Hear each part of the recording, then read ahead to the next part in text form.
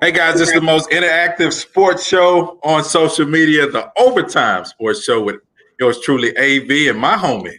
Hey, what up, y'all? It's your boy G-Man. I'm at the crib today, man. So, Man, what's all the trophies you got behind you? I see boxing gloves, cups. What's all that? Yeah, no, I finally got my game room the way I wanted it. So I ordered these cases. I put all my, I don't know if you can see it all. I got a lot of junk up there, man. So I got a lot of memorabilia and stuff. Yeah, man. So it's like my man cave, but I don't get to be in here a lot. I got a pool table and TV. I just don't ever get a chance to come up here. So I really realized where the company's money is going. Actually, that was a layaway plan. Oh, it's a layaway. I got you. It's a layaway. Well, listen, it's no sweet situation going on in H-Town. We got Deshaun Watson, whose number is up to 16, but we have the Sweet 16 that's kicking off, and we have a special guest that's going to join us today as well to talk about the moment of truth. But the moment of truth is here for the University of Houston, Sweet 16. I didn't know if they were going to survive the Rutgers game last week, but man, here they are, Sweet 16 against Syracuse tomorrow night at 9 p.m. How you feeling about H-Town and the Cougars? I'm not gonna lie, man. Last Sunday, man, I was sweating it out, and the crazy part is my cable provider.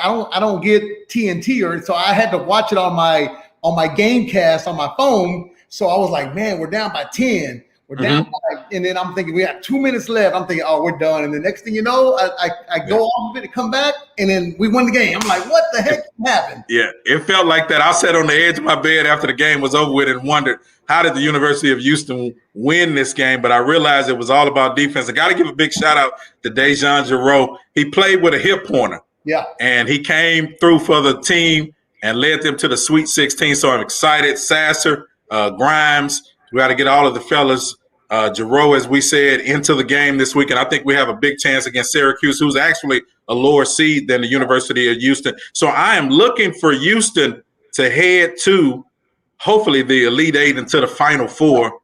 It's been since 1984, since the five Summer Jamma days, Elite Eight, Final Four, man. I'm excited. You know, I've been following them all year long, and I knew the record was really good. Haven't had to really watch them, but I have the last few games before the last one. But Kelvin Sampson has them boys playing good. And, hey man, I'm excited, man. I can't wait. And the good thing is we are on prime time tomorrow night, the last game of the tournament tomorrow night, 8 o'clock. Yes, on time. Got a shout out to TT. Thank you for checking in, and appreciate it. You can like, share, and comment tonight. We've got a lot to talk about. So not only is U of H headed, in my opinion, to the Final Four, but they're going to run into the Baylor Bears, because Baylor is rolling right now, man. Yeah, I saw that they projected after all the different simulations, they got them 10,000 times playing Villanova, and it happened. So Baylor versus Villanova, somebody's got to get knocked out, man. So the Houston Cougars are actually on a great path to get to the Final Four, man. It came, I don't want to say get easier than this, but no, right there for the taking, man. It's laid out. And, of course, the Pac-12's got a lot of teams in it. But I think if we take care of our business tomorrow against Syracuse, and then I believe we'll face Loyola Chicago, and then it'll be Houston versus Baylor in the Final Four. 2 Texas teams represented. Waco, we love you, but it's all about H-Town all the time with the Overtime Sports Show. So go U of H, go Baylor. It's going to be nice, man. Yeah, I can't wait, man. So tomorrow night, make sure y'all tune in. It's a great primetime game. I will definitely be in Louisiana watching it, so I've definitely got to watch that game for sure. I know they got it on the TVs there, so I ain't got to worry about that. I know. Yeah, I know you definitely go watch it. H-Town, how y'all feeling, man? Who is your Final Four prediction? And I'm like this. I think it's going to be Gonzaga, and I know I'm probably going to sound, repetitious as most people who say it, but I like Gonzaga, and it's going to be one of the Pac-12 teams to me. Most people predict Michigan is going to be there, but I think it's going to be one of the Pac-12 teams for me, and it's so wide open right now that I don't know which one is going to get there, but I know it's going to be one of the Pac-12, and then, of course, Baylor and U of H. 4 of my teams are still in it. I got in my bracket that we have our company bracket. I feel that I have Houston in the Final Four. I have Michigan. I have Baylor, and I have Gonzaga. Yeah, you see, you going with the norm, though. So that's the norm. That's what everybody's going with. But listen, the Pac-12 has 4 teams in there. Oregon State is in there, UCLA, and USC. So the odds are for the Pac-12 to get in there. And, of course, everybody's wishing that Loyola Chicago gets there because of the mother who's 101 years old, but they're in the same bracket as U of H. So, mother, I love you, but go Cougars. Hey, I love you, Mother Mary, but we got to sit you down on this one, baby. I'm sorry, man. U of H, we've been waiting a long time. I remember I think I was in pre-K or something like that when the U of H lost on that last shot to NC State.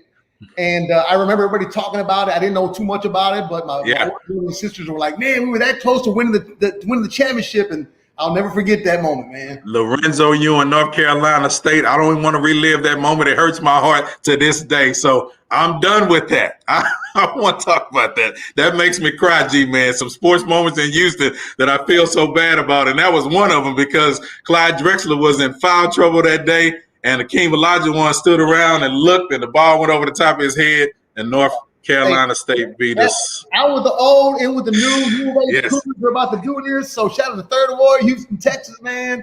I know they're excited over there off of Cullen Street, man. I mean, the whole city of Houston behind the U of H Cougars. And also, we got to shout out to TSU, too, because yes, sir. TSU, I mean, although they got knocked out early, but they went further than a lot of people thought. They won the conference, and they got a lot to be proud of, man. A lot to be proud of. That's my school. So I celebrate Texas Southern not only on winning the Southwest Athletic Conference Tournament Championship because Prairie View won the regular season, but TSU won the tournament championship, a 10-game winning streak to go into the tournament and to lose to Michigan. But that for us to get into the field of 64, man, that's a big accomplishment for Texas Southern on a down year that nobody thought we were going to get there. So congratulations to Third Ward TSU. Listen, a lot of stuff has happened in the NBA, man. Hey, you know what? Earlier today, me and Pimp, we touched on the NBA Minute brought to you by Hennessy. Never stop, never settle. They are the spirit of the NBA, man. And trade deadline was yesterday. We moved out Oladipo. Coach Silas, people are saying, well, man, this guy was on a 20-game losing streak. They finally broke the losing streak a couple days ago. Then they lost again. But, a lot of the players have his back, man. And some of them, like John Wall, they're saying, hey, man, he's our coach. And no matter what, we got his back. So the locker room is still with him. We're going to play Minnesota tonight. I think we'll get that. They have a worse record than us. They only won 10 games, and we won 12. So, hey, listen, we can get that tonight. But I told you a couple of people needed to go. Now, I had 4 people that I wanted to go. John Walls, Eric Gordon, who's injured right now, but he didn't go. But they did get rid of Victor Oladipo, and they did get rid of our boy P.J. Tucker, and they traded him. So do you think that we got robbed with the Victor Oladipo trade? Well, but a lot of people don't understand. They were mad about that, but they don't understand. He was going to be a free agent anyway. His goal was to go to Miami. He done told everybody, I want to go to Miami. That was his destination. No matter what the Rockets threw at him money-wise, he was going to bounce to the MIE. And so we had to get something for him. So the Rockets, they knew he wasn't going to come back. So they had to get something for Oladipo. And I don't think it was, what we thought, but you got to get something for him, man. It was a big picture. See, we got to remember the big picture of the whole thing. When we got rid of James Harden, that signified the end of an era.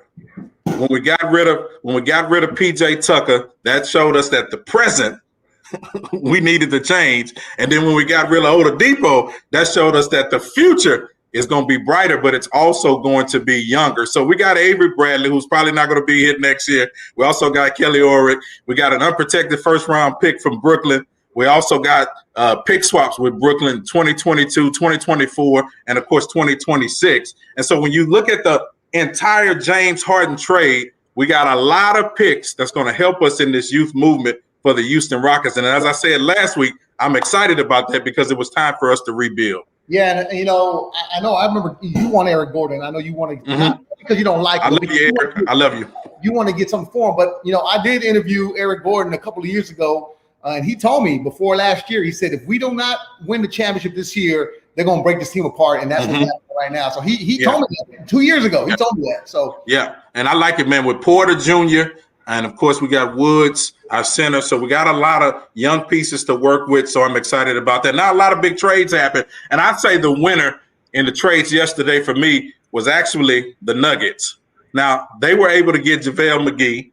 He's going to be a center on the team, but they was also able to get Gordon from Orlando. And I think that team that Denver has, now LeBron, when he comes back from this high ankle sprain, which is indefinite right now, it's going to be they're on a losing streak. And come on, with LeBron out, he's 85% of the team to me. So when I think LeBron gets back, I think we're headed for a finals Western Conference final battles between the Nuggets and the Los Angeles Lakers. But I know people will argue with me because the Clippers got a veteran in Rondo. Hey, but Lou Williams was a mean scorer, man. He was 6-man lead. I don't know, about 37 times. I don't even know, but yeah. He's no Rondo.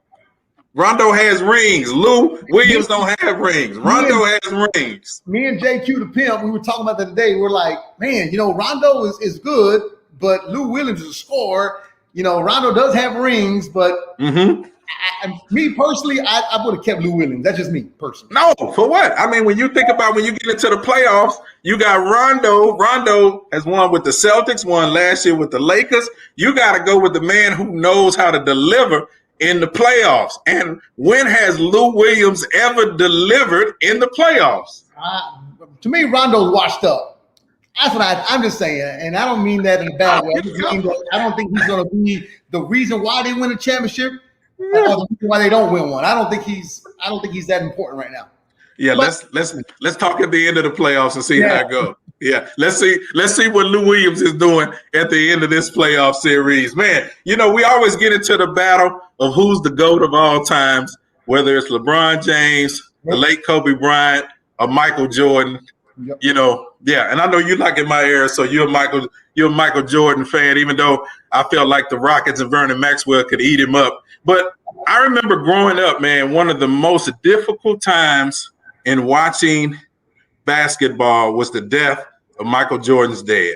Yeah, very bad. That was sad because there was a lot of conspiracy theories, and because of Michael Jordan's gambling problem, that he had a problem with somebody who took it out on him and killed his dad. There's a whole bunch of conspiracy theories going on. So finally, we did see The Last Dance, which was probably the best series that I've ever seen, any kind of sports document that I've ever seen. The Last Dance had you on the edge of your seat. And it's funny because Michael Jordan actually even said before the first episode, he says, man, people are going to think that I'm an asshole.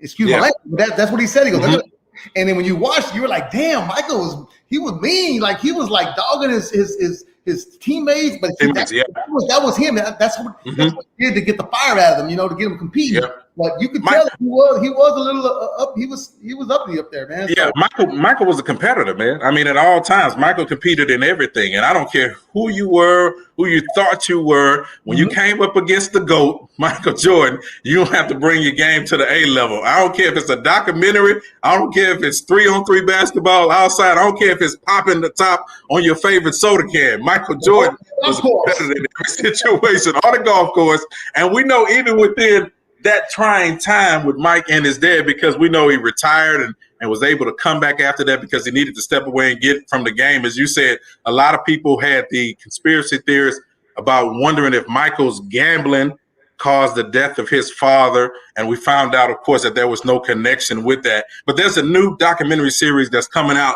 that's entitled The Moment of Truth. Yep. And it's a 5-part series that's going to talk about 2 of the gentlemen who were convicted for the murder of Michael Jordan's dad. And one of the guys, and we're going to find out a little bit more about it, Daniel Green, is actually still trying to plead his innocence in the whole situation. Yeah. So this is going to be powerful. Yeah, I can't wait for this to come out. And the funny thing is about the whole IMDb TV is I have a Fire Stick. And when you start going through your apps, you start seeing different. And I saw that app come up, IMDb TV. I was like, what is that? So I clicked it, and man, it's a free download. It's a free app, and they got some really good shows on there, man. So it's going to be on there. IMDb TV. It's an original series called Moment of Truth, 5-part series. So if you have a Fire Stick, if you have a smart TV, download it for free. It's IMDb. And you're not going to regret it, man. They got a lot of great shows on there. It's just if you binge watching TV and just watching different things, that's a great app to look at. Well, listen, it's going to be the never-before-seen story behind the murder of the beloved husband and father, James Jordan, the father of Michael Jordan. So we've got a trailer. Let's take a look at it and give people an idea of what they can expect to see with the Moment of Truth. Roll it.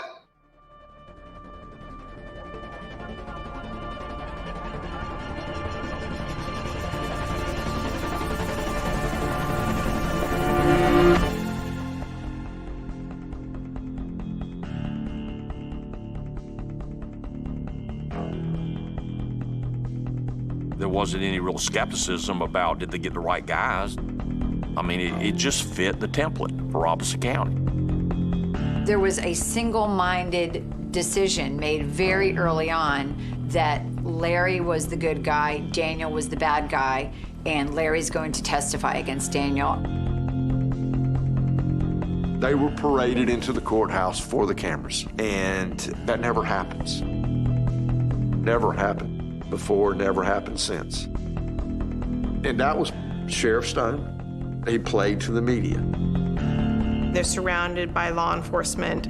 That just tells you the number of people who wanted to be involved in this case and wanted to be a part of it. It also tells you that there was real concern that somebody was going to try and kill them. That's the outrage that someone would do something that would hurt Michael Jordan.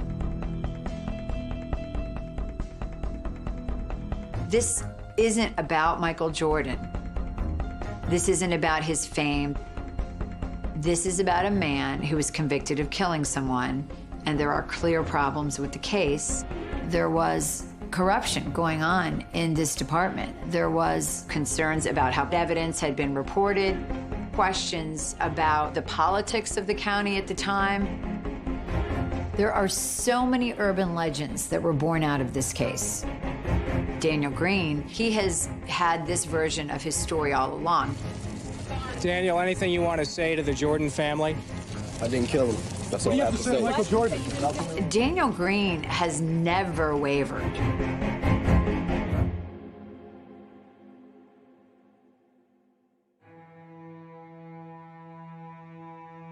Spent a lot of years thinking about, the mistakes that I made. Basically, I've been in prison from anywhere from 15 to 18 years longer than I would have been if I would have been convicted for what I actually did. I never killed anybody.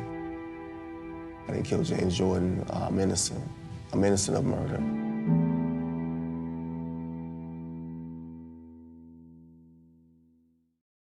Woo, man. Man, powerful. Because you got to remember, you go back to the story, Michael Jordan's dead, James Jordan was driving home, pulled over on the side of the road, and of course, he was robbed and shot and murdered. And as they said, Daniel Green has been trying to say that he's been innocent all along, that he was a setup, and Larry Dimmerman was supposed to be the good guy, and then Daniel was supposed to be the bad one, and they both ended up getting convicted. But you remember, as the documentary shows us, that the Robeson County Sheriff's Department, man, was real wicked at the time. Yeah. And they came up with this title about them called Operation Tarnish Badge, because it resulted in the conviction of 22 deputies from the local sheriff's office back in 2002. So it was a lot of corruption, as you saw them, leading them out like it was a parade, man. Yeah, in the words of JQ the Pimp, man, it was some sham really going on, man. And I can't wait to see this documentary, man. It's a 5-part series. I think I'm just excited to watch this. That was, The Last Dance, man. And we are celebrating National Women's Month. So Shelley Leslie, she is the executive producer.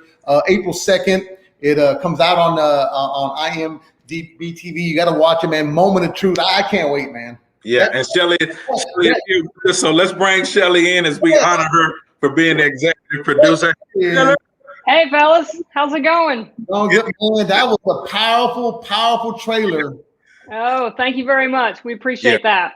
It takes me back to a time of being a young man and watching the entire story unfold. And that's what I love about the documentary, is show us where you're going to start with the beginning of this and how much, because I know you guys have a lot of footage that you put together to kind of build the case, because I know Daniel Green is really trying to get himself free now.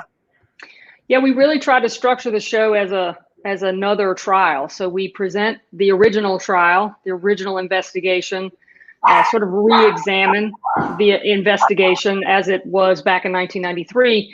And then the goal here is to reveal this new information so that the audience is the jury now, right? So, our goal was to present all sides and let the audience decide what they think really happened. What is the truth? And did correct justice take place? Woo, which is tough to say because when we look at that local sheriff's department, it was a lot of corruption. As I said, Operation Tarnish Badge, and they seem to make a mockery of just the whole process, from the parading of Larry and Daniel in front of the media. It just seems like a three-ring circus. And that has never happened since. And didn't happen after that. Like it was that sheriff at that time playing to the media, and the district attorney who originally prosecuted the case actually says that, like, that didn't happen. That was Sheriff Stone doing his thing. If people want to know about Operation Tarnish Badge, you can Google it and you'll find all you want to find about it. A long and deep history of law enforcement corruption, racism in that county before and after this crime occurred. It's so relevant, right? There's such a, and I don't mean to interrupt you. It's the context of Robeson County and where this happened is so important in the story because of what was happening at that time. You know, this is the early 90s in the South, in a rural part of the South. Yeah. Did Michael Jordan have any, what input at all did Michael Jordan have as far as information he gave you about his dad or about things leading up to, you know, his murder? We reached out to Michael through his spokespeople on a couple of occasions when we first started working on this, and he declined to participate. They wished us well in the project. And we certainly respect and appreciate that they went through a horrific tragedy for their family, and I have great empathy and compassion for that, and I respect that they didn't want to participate. Yeah, Shelley, I know that there's a lot of critical court documents and evidence and photos from the case that'll be featured. I know you can't go into all of the details, but what are some of the things? How much time you got? Let's see some things right now. Open up some things. So let's see. There were 12,000 or so documents associated with this case. So about 8,000 trial documents, and then investigative documents and interviews and whatnot. So a lot to go through. 27 years of video archive that my company had from reporting on the case starting in 1993 all the way up to present day. You know, I think there are, and this one's in the trailer, so I'll talk about this one. There were things that were present at the trial that weren't challenged at the trial. The shirt that Mr. Jordan was wearing, the autopsy is a big piece of this. That how does that shirt not have a bullet hole when the autopsy is done in the area of the chest where he was shot? And how does it have that bullet hole when that shirt gets to trial 3 years later? Wow. And how does that shirt get presented at trial with bullet residue on the hole when the shirt had been in the creek for 2 weeks? It's like, how did that not get challenged at the time? And some of this is the way the trial played out. I think there are questions of representation and Daniel's representation in particular that we talk a lot about. So I think do you feel that it was, how can I say it to be fair? Do you think that he had fair representation? I mean, I know it's a personal question. It is. Yeah. It is. I don't know that that's my mine to say. I think there are so many questions about things that took place at the trial, evidence that was available that didn't get in, evidence that was brought up that didn't get challenged. Daniel's defense in particular. I can't make that determination, but I think the audience is certainly going to have an opinion about that. Yeah. When you look at the evidence, like you said, when you look at the evidence, I mean, why wasn't this, put into trial? I mean, there's a lot that, you think about, you can make your own decision from it. Like you said, you can look at your say and say, wow, this is big key pieces of evidence, and it wasn't even presented. So, I mean, he could have a valid point. I mean, I honestly, I don't know. I don't want to say whether I think he's guilty or not guilty, but I think a strong case that he was misrepresented. Yeah. I think also we have access to the original interrogation tapes where they recorded some of the interrogation, but not all of it. Mysteriously, some of it's recorded, some of it's not.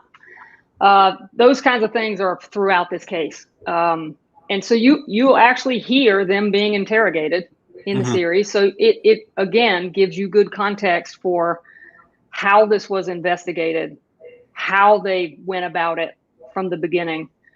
We also have the trial audio. It's the first time the trial audio is ever going to be heard, which is recorded on little audio tapes, back in 1993. Yes. Yeah. So we got that audio and got it digitized and cleaned it up in terms of the quality so that it was usable. And so you as a viewer are actually going to go into this trial. You are going to sit in the trial.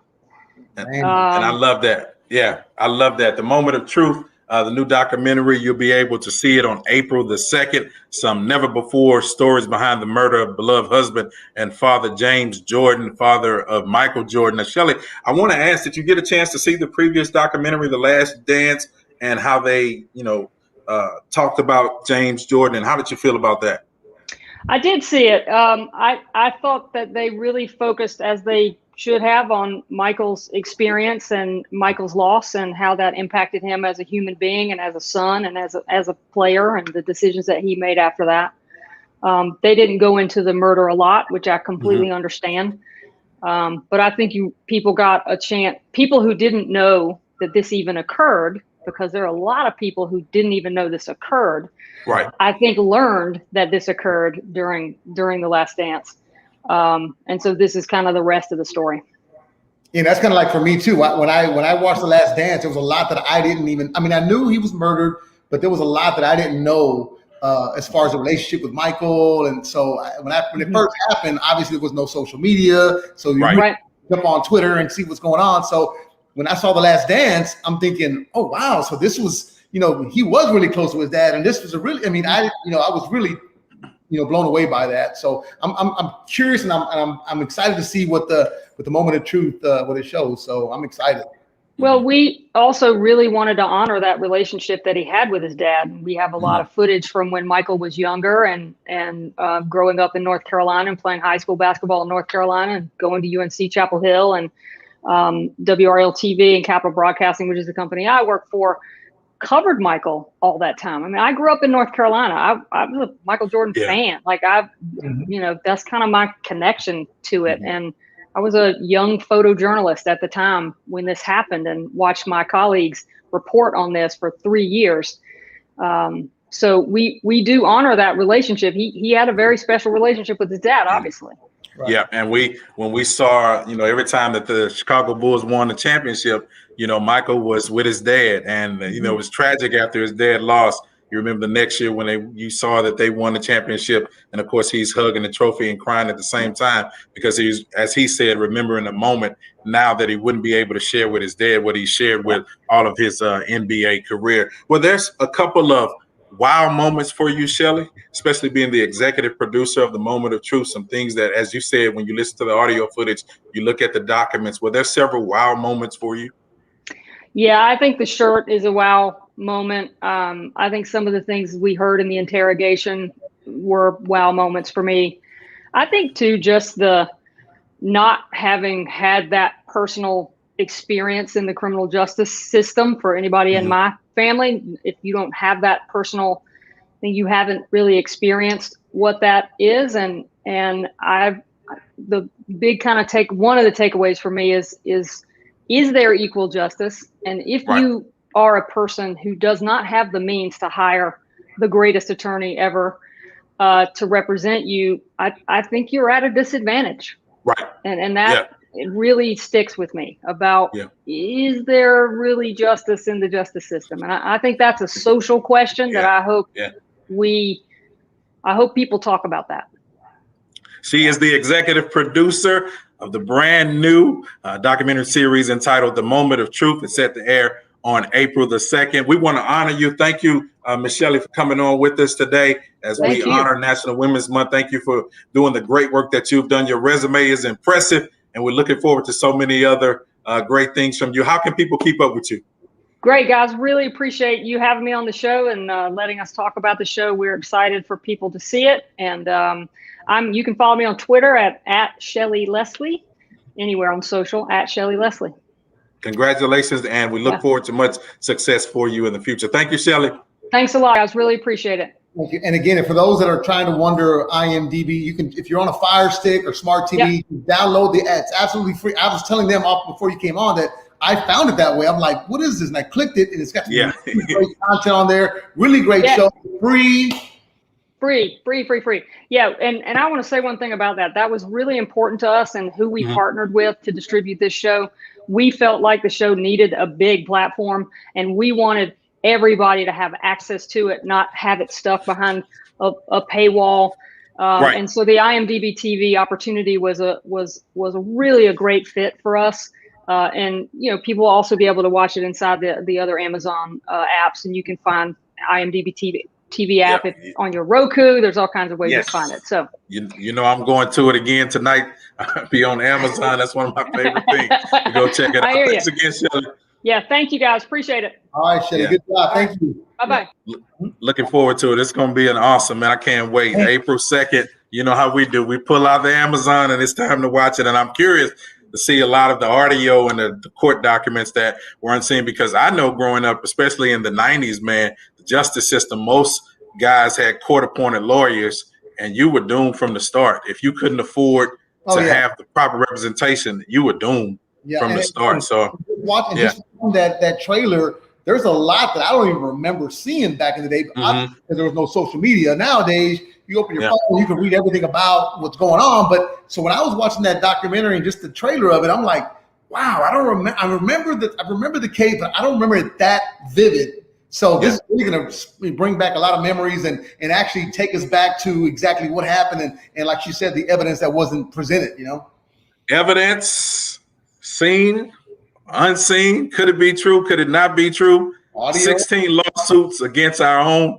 Deshaun Watson of the Houston Texans. 16 lawsuits. Tony Busby has filed a new masseuse from California who says that he done some sexually inappropriate things to her. But of course, attorney Rusty Hardin said that the woman from California also tried to get $30,000 from Deshaun Watson and to try to blackmail him for her silence. And so a lot of stuff has come out so far with the filing of the 16 lawsuits. But one thing came to the news today, and that was the Houston Police Department had said that Tony Busby hasn't filed any cases against Watson as of today. No. And that's kind of weird. That's kind of funny you say that, because all this is coming out, all the Jane Does that are coming out saying this and that. Yeah. You would think that, and Deshaun Watson, to his credit, he's denied every single thing wholeheartedly. And like I said, I told you the last couple of weeks, man, I'm a big Deshaun Watson fan. I hate that he's going through this. I hope it's not some kind of a thing because he wants to get out of Houston, that they're bringing this on him. I'm still supporting Deshaun Watson until the facts come out or until he's proven guilty. So, man, I don't know. I don't know what to think of it, Yeah, I know in one of the relationships they did mention Deshaun, and his representation did mention that there was some consensual sex, and it's curious to see how many of these so-called, masseuse or so-called interactions were consensual. I'm curious to see that as we move forward. And then the question has been raised: is it a financial battle? And for the sake of Deshaun's career, should he go ahead and try to settle? No, if you 16 lawsuits. If you didn't do it, I mean, for the sake of your career, to try to save. Yeah, I see what you're saying on that part, but and I know but when Tiger Woods went through what he went through, I remember when the girl was about to testify or she was going to come on a press conference, and right before that happened, the day before, a big settlement, he gave her a 6-7 figure deal to keep quiet. So I don't see that, like that. We don't have that evidence other than, them saying a text message here and there. Instagram. Yeah. I see that as far as meetups. Yeah. People, I mean, I hate to say it, man, but, people are trying to get a buck any way they can, man. And yeah, I'm just, like I said, I'm just wondering, when do you get to the point to where we say, okay, is there a middle ground? Is there a place that we can meet to kind of settle these situations? And I know it's difficult because Rusty Harden says, as you alluded to, as we see coming across the screen, all of the Jane Does. We don't know who. It's a blind fight. He could identify the lady from California because he knew that there was only one from California. He could identify the lady from Georgia because he knew there was only one coming from Georgia. But when you got so many from the same city, it's hard for you to try to pimp who is Jane Doe. Yeah, and when you're a big time celebrity with that big of a contract, with that big of a money deal, you just never know who's and what people's intentions are. I think you mentioned it last week that Shannon Sharp had mentioned in the elevator. If there's a girl in there by herself, a woman, he won't get in. He's like, I am not going to get it anywhere where somebody can say anything about what I did or did something. So that's smart on his part, and I think that's what's happening to the show. Yeah, it's a different time that we live in with people. A lot of people interact down in the DM and Instagrams. A lot of transaction happens in the Instagram. So to say that this time that it's strange is not because it's actual way that people communicate now. But you have to have perimeters and you have to be safeguarded. And I think you need enough people around you that can be honest with you and say, hey, man, this pattern, this function that you may have or that you're doing is not beneficial for you. We need to have safeguards in place, because I know there was one of the Jane Does in which she mentioned that he told her that he said that she didn't have to sign the non-disclosure. So you need to have safeguards in place, especially when you find yourself in these one-on-one situations. And like you said, I don't think you should put yourself in one-on-one situations, especially in situations like this, man, because it came back to haunt him. Yeah, especially when you have a $168 million contract. I mean, there's a lot of reasons why somebody can say, you know what, I can use $30,000. Let me just say that he rubbed his thing, like the words of pimp. He rubbed his thing on.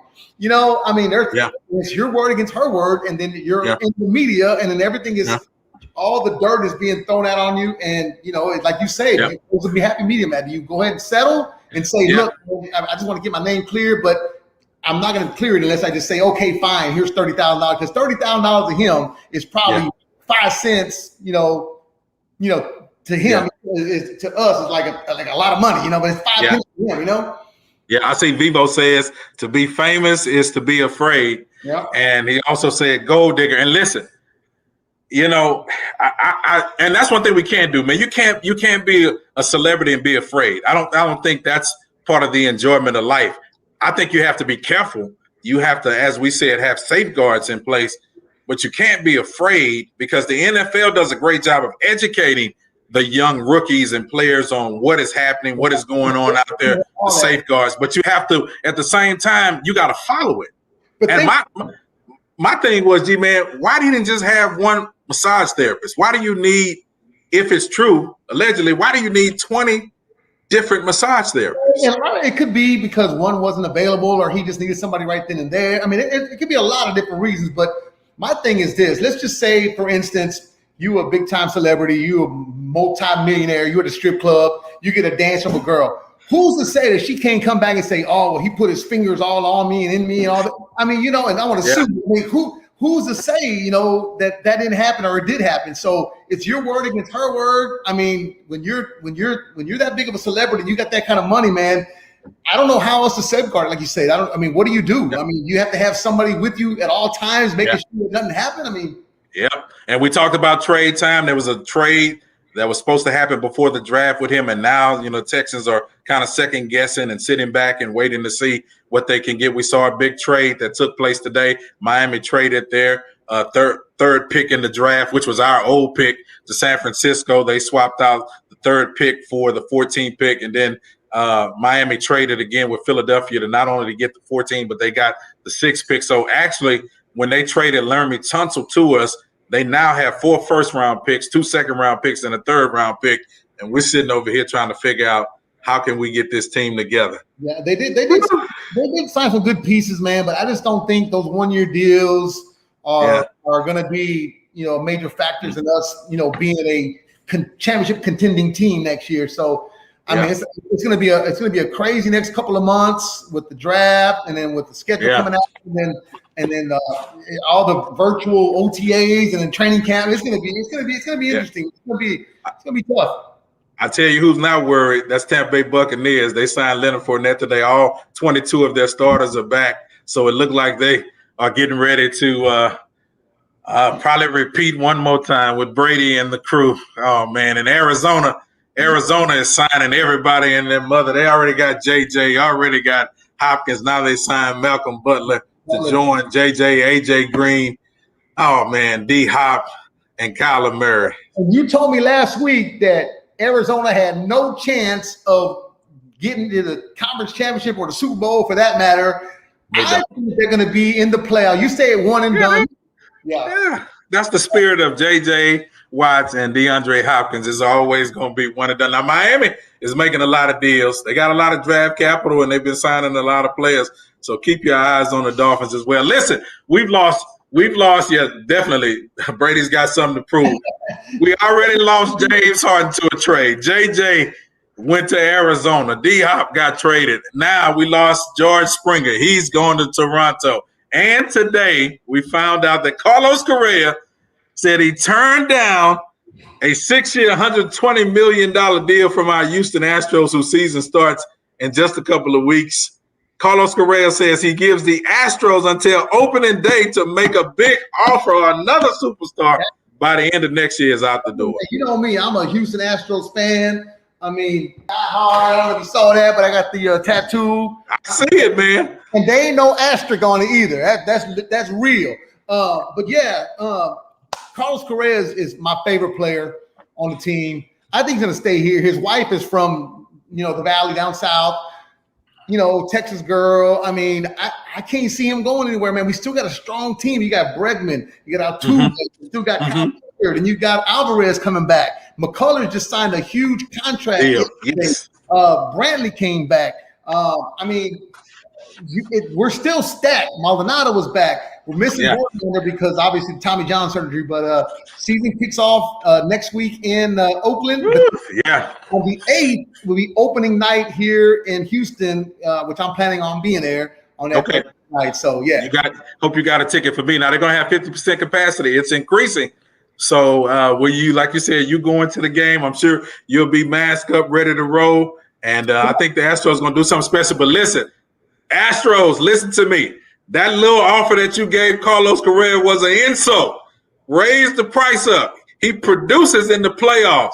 He is the ultimate Astro. Sign him into a long-term deal. He did sign a 1 year with that. Put money in that 1 year deal, but he wants that long-term. They should give it. Pay the man, bro. It's been an exciting. It's been an exciting overtime sports show. And of course, coming up next week, we're going to dive into more behind the tragic murder of NBA superstar Michael Jordan's father, James Jordan. We're going to have more details and more conversation on that as well. Of course, some more news about Deshaun and what's happening in H-Town. Go Cougars. Don't forget, tomorrow night, the Houston Cougars will play against Syracuse, the Big East Giant. Go Cougars. Do what you got to do. Baylor, we represent you as well. G-Man, let them know how they can keep up with you, homie. Hit me up, man. I told you, G-Man979 on Instagram, on Twitter, Snapchat, Tinder, Christian Google, OnlyFans, and I think my wife's there. And please don't. Ashley Madison. Say that again. Ashley Madison. That's the one where married people meet other married people. I'm just kidding. But how you gonna be on Christian Mingle and then on Ashley? You confuse me, man. I'm confused. I'm on everything, Playboy. I'm on everything. Just follow me at Faith and Fame with AV. I'm on all the stuff that you probably should be on. I ain't on a Christian mingle, even though I'm a Christian. I try to do my mingling somewhere else. Not there. DJ A1 Sauce, you sure right. The Astros are our only hope right now. We should be in the World Series again. I'm an Astro fan till I die. Yeah. Astrodome sitting on them $1 seats in the outfield. My daddy taking me out there. And my dogs. I'm excited and I can't wait. So get ready for that one real quick. Don't forget to catch the NBA Minute. We have it on the box, 97 on the box from 2 to 7 p.m. with myself and JQ. Sponsored by Hennessy. Never stop, never settle. The NBA Minute, y'all. It's the spirit of the NBA. So we got to thank Hennessy for definitely sponsoring the overtime. Yes, sir. The communion with Hennessy is happening. All right, guys, every Friday, 6 p.m., join us for the most interactive social media show there is out there, the Overtime Sports Show with AV and Dancing G-Man. You guys have a wonderful Friday evening. G-Man, let's go, baby. We got to spend some money. Let's get some of them trophies so we can go. I'm heading to Louisiana, the Golden Nugget, my wife's birthday. So happy birthday. Can you give me a little? Can you bless me with a little prayer so I win some money? I mean, I know I'm not supposed to do that. But give me a little. We're not going to. Lord, deliver him from Kristen Mingle and Ashley Madison, and let him win something. Amen. Is that good enough? I'll take it, baby. I'll take it. Goodbye, man. All right.